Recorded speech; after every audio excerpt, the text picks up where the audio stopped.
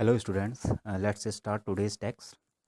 We are talking about the rag pickers जो writer के author के नेबरहुड में रहते हैं and now see knew him और उनको जानती है और उनके बारे में जानना और चाहती है। तो आज का जो टेक्स्ट है, my acquaintance with the barefoot rag pickers leads me to Seemapuri, a place on the periphery of Delhi yet miles away from it metaphorically. अब राइटर एक एक जगह का नाम बताती है। जगह का नाम क्या है? सीमापुरी है। अब ये सीमापुरी क्या है? Seemapuri is a place on the periphery of Delhi. Periphery का मीन्स होता है outer area, outer area of Delhi. तो ये जो सीमापुरी है ये दिल्ली के आउटर एरिया में है। Yet miles away from it, लेकिन फिर भी ये दिल्ली से कोसों दूर है, बहुत दूर है। Metaphorically, metaphorically is a literary device जिसका यूज़ करते हैं। जैसे यहाँ पे यूज हुआ है कि प्रीफेरी ऑफ दिल्ली, यानी दिल्ली के नज़दीक लेकिन दिल्ली से बहुत दूर। अब किस रूप में दूर है? क्योंकि दिल्ली जो है वो डेवलप्ड एरिया है और सीमापुरी जो है वो रैग पिकर से भरा हुआ है। बांग्लादेश से आए हुए जो हज़ारों लोग हैं, जो स्क्वैटर्स हैं, रिफ्यूजीज जिनको कहते हैं, उनसे भरा हुआ है। वो वहाँ पे रहते हैं and they do only one thing and that is rag picking. तो those who live here are squatters who came from Bangladesh back in 1971. We all know that in 1971 Bangladesh came into this become a country in 1971. 1971 में बांग्लादेश बना था। तो तब जो है ये स्क्वैटर्स जो हैं वहाँ से यहाँ पे आके बस गए थे, यानी काइंड ऑफ रिफ्यूजीज ये हैं। Sahib family is one of them, और साहिब का परिवार उनमें से ही एक है। Means Sahib family came from Bangladesh. Seemapuri was then a wilderness. It still is, but it is no longer empty in structure of mud with roofs of tin and tarpaulin, devoid of sewage, drain or running water, live 10,000 rag pickers. तो सीमापुरी तब जो है एक wilderness था, एक उजाड़ एक स्थान था, डेजर्ट टाइप का। अभी भी है लेकिन अब ये खाली नहीं है। It is no longer empty now. अब यहाँ पे स्ट्रक्चर्स हैं, यानी ढांचे बने हुए हैं मड के, और इनके ऊपर रूफ्स हैं, छतें हैं टिन की और टारपुलिन की। ना सीवेज की व्यवस्था है ना ड्रेन की, और जो रनिंग वाटर है बारिश का, नालियों का, वो सब बहता रहता है। And here live 10,000 rag pickers, यहाँ पे रहते हैं। They have lived here for more than 30 years without an identity.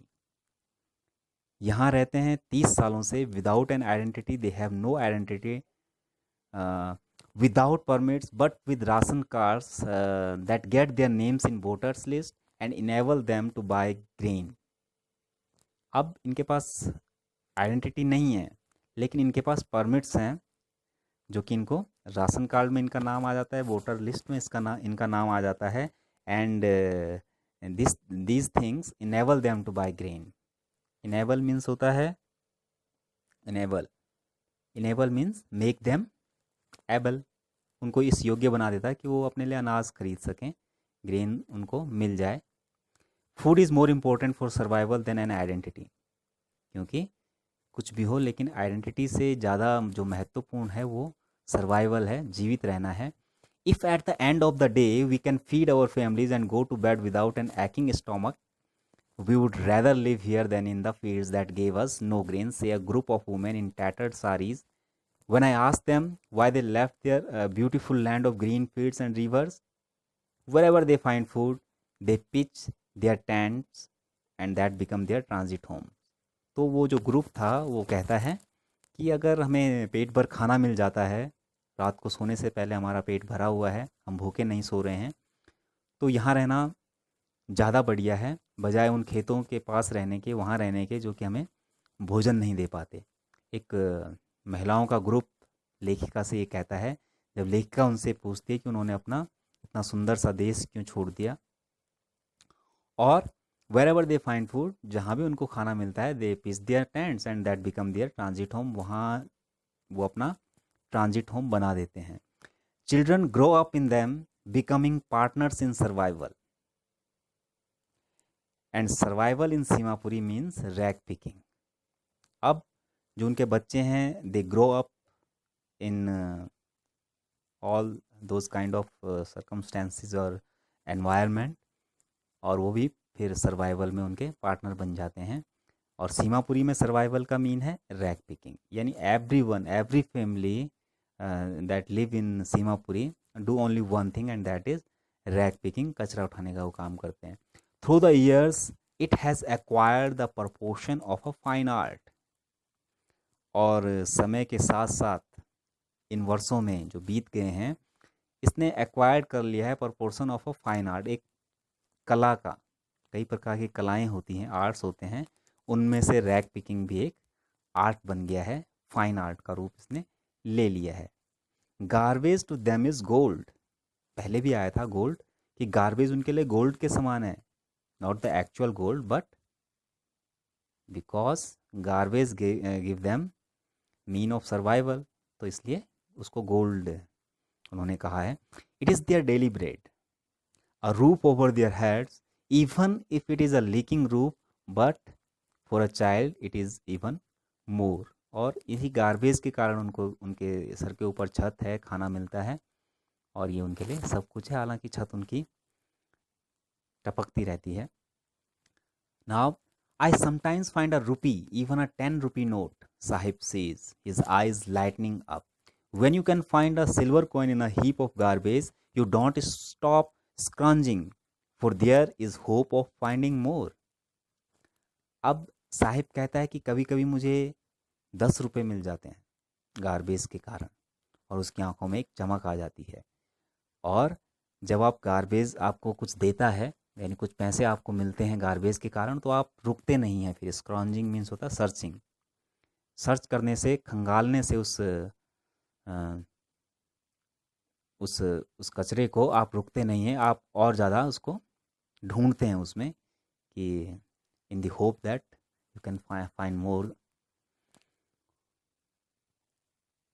It seems that for children garbage has a meaning different from what it means to their parents, यानी गार्बेज का मतलब उनके parents के लिए अलग है, and for these children its means something different. For the children it is a wrapped wonder, for the elders it is means of survival. अब बच्चों के लिए जो गार्बेज है it is a wrapped wonder, wrapped wonder means covered, cover किया हुआ, जो कि छुपा हुआ है, कॉन्सील है, जो रुका हुआ है, छुपा हुआ है, एक एक आश्चर्य, एक वंडर के समान है। एंड फॉर द एल्डर्स, और बड़ों के लिए, उनके पेरेंट्स के लिए, it is a means of survival, जीने का एक साधन है जीवन का। One winter morning I see Sahib standing by the fenced gate of the neighborhood club, watching two young men dressed in white playing tennis. I like the game, he hums, content to watch it standing behind the fence. अब एक सुबह writer को साहिब दिखाई देता है, he was just standing by the fence, fence means होता है जो बाउंड्री होती है, उस गेट के बाहर, नाइबरहुड क्लब में जो स्पोर्ट्स क्लब होता है उसके बाहर खड़ा है फेंस गेट पे। Watching two young man dressed in white playing tennis, tennis खेलता हुआ दो लड़कों को देख रहा है। फिर कहता है लाइक द गेम, ही हम करता हुआ साउंड। कंटेंट मीन्स होता है संतुष्ट, सेटिस्फैक्शन है उसको, कंटेंट है वो, उसको वो सेटिस्फाइड है only watching that game and behind at the fence, gate से बाहर से वो उस गेम को देख कर ही संतुष्ट है। Even he like the game, he want to play that game. फिर कहता है I go inside when no one is around, he admits. और फिर कहता है स्वीकार करता हुआ कि जब कोई नहीं रहता है तो मैं अंदर भी जाता हूँ क्लब में। The gate keeper lets me use the swing, gate keeper मुझे जाने देता है स्विंग की तरह यूज़ करके। Saheb too is wearing tennis shoes that look strange over the discoloured shirt and short. अब साहिब को उसने देखा तो वो, उसने टेनिस जूते पहने हुए हैं लेकिन स्ट्रेंज लग रहे हैं, over the discoloured shirt and short. Someone gave them me, he says in the manner of an explanation, explain करता हुआ कहता है कि किसी ने दिए हैं मुझे ये tennis shoes, the fact that they are discarded shoes of some rich boy. Discarded, discarded का मीन्स होता है जिनको कि फेंक दिया है, थ्रोन है, जो फेंके हुए हैं। who perhaps refused to wear them because of a hole in one of them does not bother him।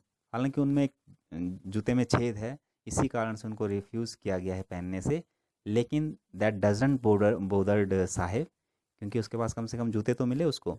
For one who has walked barefoot even shoes with a hole is a dream come true. यानी एक ऐसा बच्चा जिसने, जो हमेशा नंगे पाँव रहा है, तो उसको एक फटा हुआ जूता भी मिला, तो it is like a dream come true. But the game he is watching so intently is out of his reach. लेकिन जिस गेम को, जिस खेल को वो देख रहा है इतनी इंटेंशन के साथ में, इंटेंटली देख रहा है, बहुत ही इंटेंशन के साथ में देख रहा है, वो गेम जो है उसकी रीच से बहुत दूर है। This morning Sahib is on his way to walk to the milk booth, in his hand is a steel canister. अब दूसरी सुबह जब मैंने साहिब को देखा, तो वो मिल्क बूथ की तरफ जा रहा है, डेयरी की तरफ जा रहा है, उसके हाथ में एक स्टील कनेस्टर है। And what he said, I know, I now work in a tea stall down the road, he says pointing in the distance, I am paid 800 rupees and all my meals. कहता है कि अब मैं tea stall पे काम करता हूँ, tea stall honour का काम करता हूँ, 800 रुपये मुझे मिलते हैं और पूरा दिन भर का खाना भी मिलता है। Does he like the job, I ask. His face I see has lost the carefree look. The steel canister seems heavier than the plastic bag he would carry so lightly over his shoulder. The bag was his. The canister belonged to the man who owns the tea shop. Sahib is no longer his own master. This is an important uh, few lines, important few lines, जो कि question में भी आएंगी आपको, कि is Saheb happy working at the tea stall, if he is not happy then why. तो क्या है कि हालांकि now he is working in a tea stall, और उसका काम भी सीमित है, लेकिन उसको 800 रुपये भी मिलते हैं, खाना भी मिलता है। लेकिन जब मैंने उससे पूछा कि does he like the job, क्या तुम्हें ये जॉब पसंद है, तो उसका चेहरा जो है, I I I recognise that he lost his carefree look. अब उसका वो केयर फ्री जो लुक था वो खो गया था, वो चला गया था कहीं। क्यों चला गया था? जो स्टील कनिस्टर है वो बिलोंग करता था टी स्टॉल ऑनर से, जबकि जो प्लास्टिक का जो बैग था जिसको वो गली गली में लेकर फिरता था, हालांकि वो भारी था लेकिन वो हल्का लगता था क्योंकि वो खुद का था उसका। ठीक है। और that's why he was not happy working at the tea stall, इसलिए खुश नहीं था, because he is no longer his own master, वो अपना मालिक अब खुद नहीं था। टी स्टॉल का ऑनर जो है उसका उसका ऑनर था, और जो टी स्टॉल ऑनर कहता था वो उसको करना पड़ता था। तो ये डिफरेंस था। हालांकि वो काम भी करता था, 800 रुपये भी लेता था, लेकिन वो खुश नहीं था। So that's all for today. I am sending you all the difficult words and their meaning and some questions belong to uh, belong to this text. Okay, thank you.